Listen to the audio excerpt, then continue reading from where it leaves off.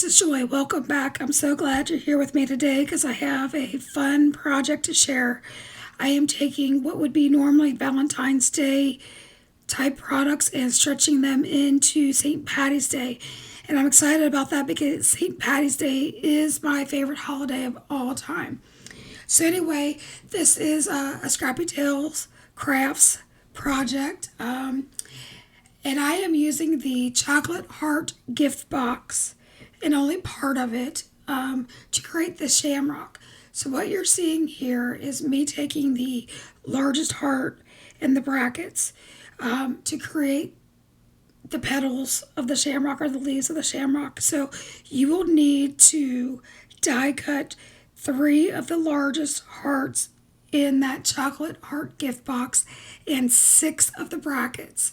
And what you're seeing me do now is just adhering the brackets. And what's nice about that, all when you die cut them, they're all pre-scored, so you just have to bend it over and then just shape it with your glue. I start at the point of the heart, and I use the tab section, and I have that pointed. So then what I do is just take the inside of the next bracket and glue that onto the tab and then continue to mold it. I find that that is the easiest way to handle this die. I know Sabrina does it a little bit different, but that's what works for me. Now you're going to see me taking a piece of black chipboard. You could use anything you've got, and I die cut that with a circle. It didn't go all the way through, so I had to use my scissors and cut it out. This is just a spot to reinforce the shamrock. So what I did is I used hot glue, and I glued the three hearts together, and then I used that black circle just to reinforce. Now you're seeing me take two 1-inch strips by 11, and I just folded a little tab, and I'm gluing those together so I have a continuous, like a 22-inch strip. And I'm just kind of fiddling with that, and I'm making the stem of the shamrock. I know that sounds crazy, but and then I just bent it anywhere. There's no rhyme or reason. All I knew is that I wanted one side to be long and one side to be short. So I started out by taking my hot glue and just nestling the two pieces up in this, like where the hearts meet. And then from there, I took a bead of the hot glue and I went down one side of the shamrock. That way I would get a curve to my stem, and I would continue with that short section so that it would be at an angle, if that makes any sense. I think you can see it better than what I'm describing it, but it really is pretty simple. Now you're seeing me use the scalloped heart add-ons, and these are a bunch of nesting dies in this kit. So I did three of the ones with the dotted, I call it the stitching, and then one with the scalloped. The black mat that you're seeing is actually the smaller heart of the chocolate heart gift box, and I did, like I said, three of those each to die cut, and then I just am layering those up with my Barely Art glue. You could use any type of adhesive for this. It doesn't matter. You're just getting it down on paper so that you could create this to create these matting layers and to move on to the next part of the shamrock, which I think has turned out pretty fabulous. That paper is a retired authentic paper. It's called The Latest and Greatest. I couldn't find it anywhere to link it, but that is what I'm using.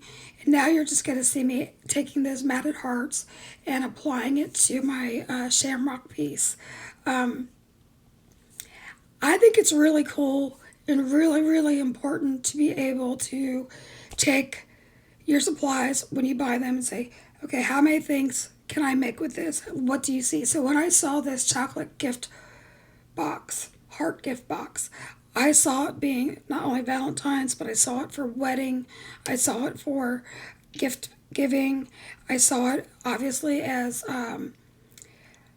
like a shamrock or a clover. So that was a big determination for me whether I bought it and if I wanted to use it. So I just wanted to add that. So now you're going to see me playing with some Dollar Tree things. I'm really into Dollar Tree hack videos. So I took a trip up there and I found this little wood plaque, and I didn't want the jute that was on it or anything. So I removed the cording and the staples. Now, I didn't say I did it the safest way. I used what I had next to me, and which was a scissor, so be very careful. And then in the meantime, I am painting that with Waverly white chalk paint. I also use Dollar Tree's numbers. They're back in the crafter square area, and I'm painting a 3, an 03, and a 17th, obviously for March 17th for St. Patty's Day. I ended up not using the 03, but I wasn't sure where I was going with my design. And I'll be honest with you, I typically design on the fly. So that's not a uncommon thing for me, and you'll see that in there. And I'm not always the cleanest or crafter, but yeah. So while that dried, I am pulling apart a unfinished wood faux votive candle holder. So I took that front panel off, and I started inking up the clouds with Burgess Monroe's pigment ink. I think it's out called Alabaster White. I use that because it gives really good coverage. It's super juicy, and it just allowed me to get the color down without having to put paint down and having to wait for it. Maybe that was the lazy side of me coming out. Then, of course, I have brought out my Distress Oxides and finger daubers to continue with my rainbow. I am putting on a coat of candied apple and then carved pumpkin, followed by squeezed lemonade. I think that made a perfect rainbow. Obviously not a full rainbow. You can design it however you want. This is just where I went with it. I just wanted something that was going to have a stark contrast on the greens of the shamrock. And then I kind of went over a little bit with those inks. So I'm getting the Alabaster pigment ink out again, just to give that more of a clouded, toned down effect. And then you will see me come in with a stippling brush. Those are from Rabbit Hole. And I'm taking tumbled glass, and you're going to see me pounce that on there. But evidently, I'm kind of jumping ahead of time. I'm still messing with these, with the clouds, trying to get rid of the stark contrast of the colors onto the clouds. But you'll see me bring in the tumbled glass, and I just find that just going back and doing layer after layer after layer really makes that cloud stick up. Now, you guys are probably wondering what it is that I am blending on. I buy a silicone clear placemat from Amazon. I know that sounds silly. I use it on my self-healing mat all the time. I color on it. I ink blend on it. I hot glue on it because nothing sticks to it. Now, I will say this. I did destroy one by using alcohol inks, like the Tim Holtz alcohol inks. Those will stain it. So now I have one that's for nothing but alcohol inks. So I am finally done fidgeting. Can you believe this? This was a long time on that one. So there's the stippling of the tumbled glass.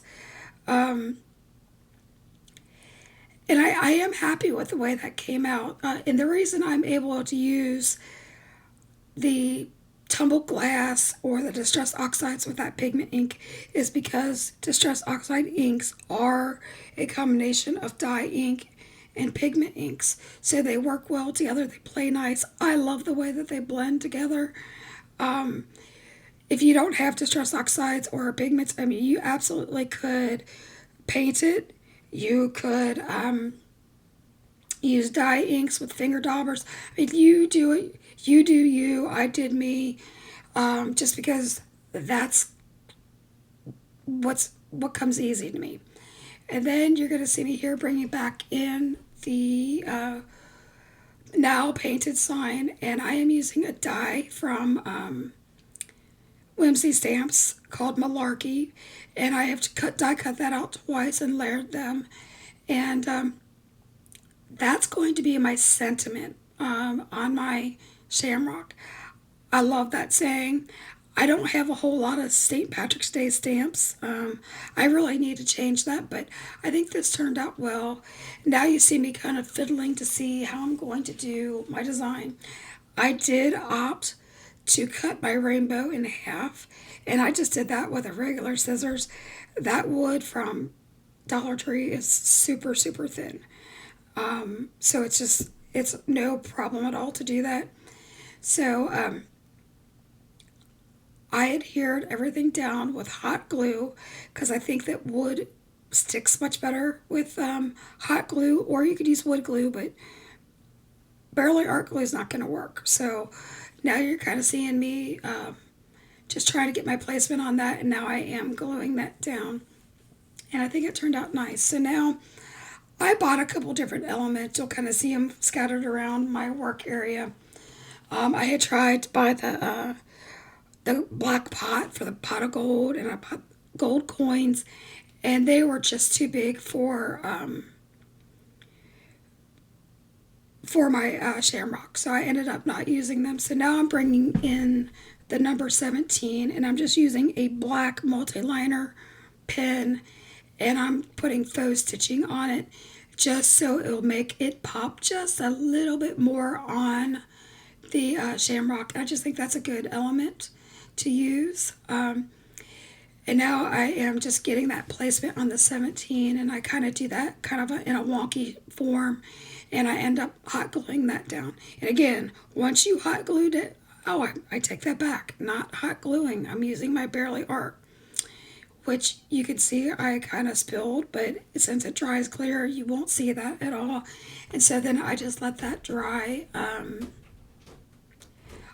on its own while I work on something else.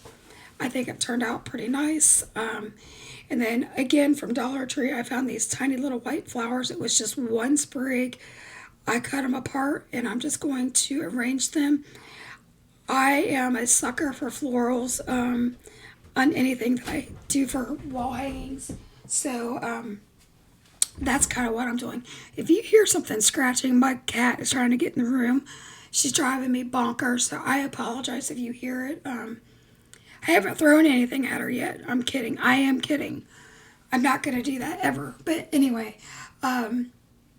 you're going to see me fidget quite a bit with these flowers. Sometimes less is more, and sometimes more is more.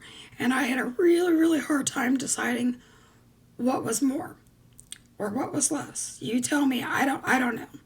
But I do feel like whatever you do on one side, you need to mimic on the other side just to balance it, which you'll see me kind of play with here. I don't know. I'm thinking that I should have added some greenery to it just to break it up, but I was afraid that there was a little bit too much green in my project for that. So you tell me if you think that I should have added some greenery, because Dollar Tree did have like some pretty fabulous shamrock greenery. So you let me know. So while you're watching me fidget, I would really appreciate it if you would consider liking and subscribing and even sharing my video. Any little bit of sharing, liking, thumbs upping, all those good things really do help my channel grow, and that is what I'm trying to do. I'm a brand new channel. I've been crafting for a long time. It just took a lot of courage to finally start the channel, especially with my froggy voice. So I do hope that you will give that a consideration. So one thing that I am just really struggling with this card is I wanted to add the gold coins. I mean, you're gonna see those on the side. I do end up incorporating one right underneath the cloud of the rainbow, but I just couldn't make them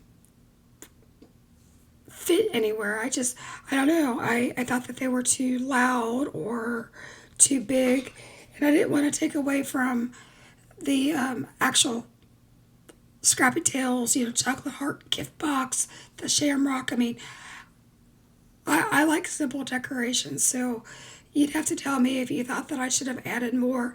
I considered doing a leprechaun hat, but really, I think that a rainbow and a shamrock scream St. Patty's Day. So I'm very, very happy with the way that this came out. And you can kind of see me still fidgeting with that coin. That coin just haunts me. Do you see that? I even thought about taking a flower and gluing it on there, and that just looked wonky to me. I ended up just taking one more flower and gluing that on there, and then fluffing up the florals a little bit, and I think that pretty much wraps it up. So then I had to come up with how am I going to hang my shamrock. So you saw that I had put that circle on the back, and that was too low. So then I added a tab with the same chipboard, and I couldn't get my crocodile in far enough to be able to poke a hole.